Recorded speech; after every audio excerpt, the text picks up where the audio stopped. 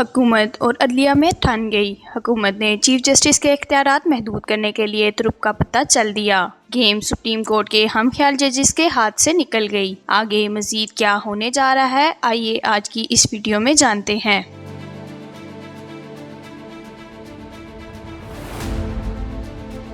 ملک میں حکمرانی کون کرے گا؟ عوام کے منتخب نمائندے یا مختلف ادارے حکومت چلائیں گے؟ اس کا فیصلہ آنے والے چند دنوں میں ہو جائے گا۔ سیاستدانوں نے ملکی سیاست اور حکومتی معاملات میں اداروں کی کھلی مداخلت قبول کرنے سے انکار کر دیا۔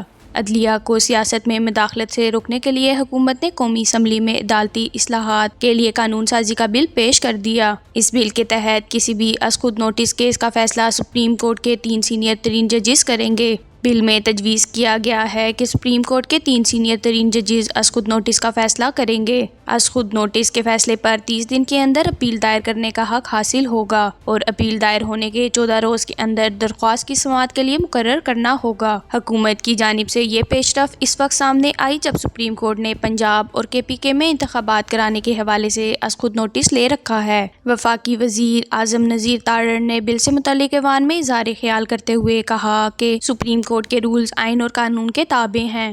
عدالتی تاریخ دیکھیں تو 184/3 پر بہت زیادہ تنقید ہوتی رہی ہے۔ سب سے زیادہ بار باڈیز کی طرف سے 184/3 پر تنقید کی جاتی رہی ہے۔ وہ دور بھی دیکھا کہ جب معمولی باتوں پر سو موٹو نوٹس لیے گئے۔ انہوں نے کہا کہ مجوزہ بل میں اپیل کا حق دینا ضروری سمجھا گیا ہے۔ اعظم نذیر تارڑ نے کہا کہ گزشتہ روز ججز کے موقف نے تشویش کی لہر پیدا کر دی۔ اندیشہ پیدا ہوا کہ فرد واحد کے اختیار سے اعلیٰ عدلیہ کو نقصان نہ پہنچے۔ بل کے تحت چیف جسٹس کا از خود نوٹس لینے کے اختیار کو ریگولیٹ کرنے کی کوشش کی گئی ہے۔ Supreme court practice and procedure bill 2023 میں کہا گیا کہ عدالت عظمیٰ کے سامنے ہر معاملہ یا اپیل کو ایک بینچ سنے گا، جسے چیف جسٹس اور 2 سینئر ترین ججوں پر مشتمل ایک کمیٹی کے ذریعے تشکیل دیا جائے گا۔ کمیٹی کے فیصلے اکثریت سے کیے جائیں گے۔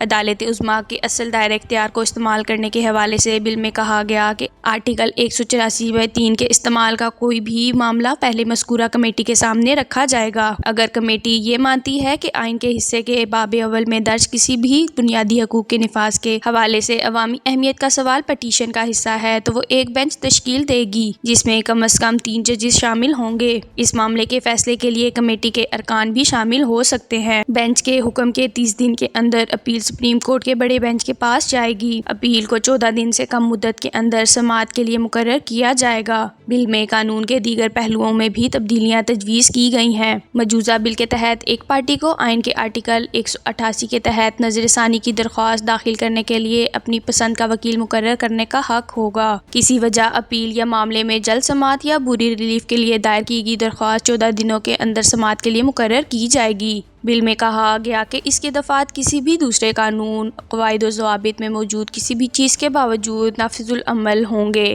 یا کسی بھی عدالت بشمول سپریم کورٹ اور ہائی کورٹس کے فیصلے پر اثر انداز ہوگی۔ ذرائع کے مطابق حکومت نے پارلیمنٹ کا مشترکہ اجلاس 10 اپریل کو طلب کر رکھا ہے۔ وہاں یہ بل منظوری کے لیے پیش کیا جائے گا۔